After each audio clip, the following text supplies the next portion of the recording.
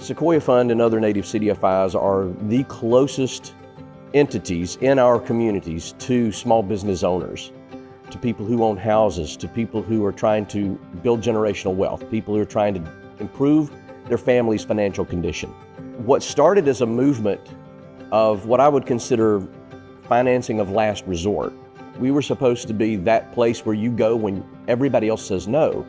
Well, in our communities, we have become the first stop, whether it's through our work with our local communities, with our branding, whatever it is. We have become the places where people come when they need answers.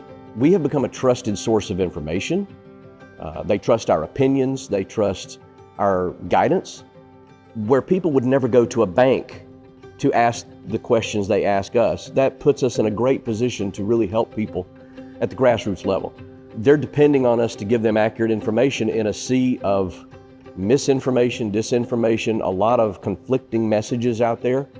You know, they're coming into our offices to talk to us about what's the best way forward. I think that's really important, and I think that speaks a lot of the kind of work we do in our communities.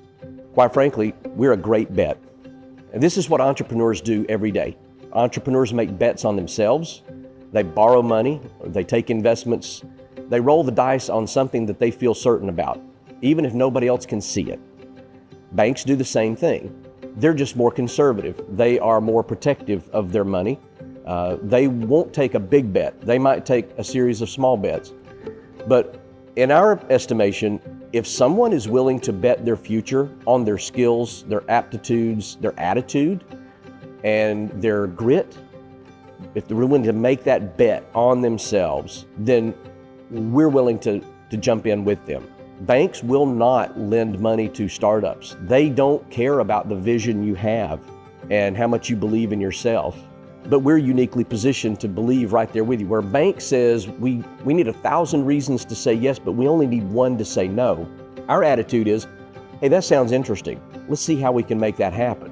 And what we tell our borrowers is that if we have to say no, it doesn't mean no forever.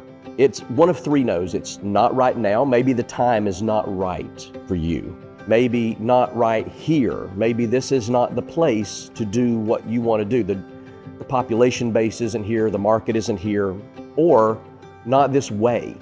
Maybe there's a fundamental flaw in the business plan. We need to help you get that straightened out. We need to help you work on that. And so if we can get past those 3 no's, then it becomes a yes. So we're always starting from a yes until you give us a lot of reasons to say no, and then we can start again.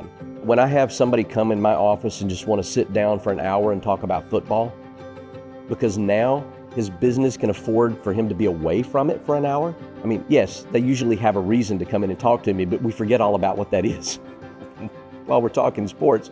But I see the look on people's faces when they start to tell me things like Daniel Tramper told me a couple of weeks ago about his business. He said that he was not sure he was going to make it through COVID. We gave him a lot of relief. We bent over backward to take care of him through COVID to try to help him get to the other side. Now he's going to do twice the amount of business this year that he was doing pre-COVID. He's hired twice the number of people. He's now able to take more time to himself and for his family. That's success.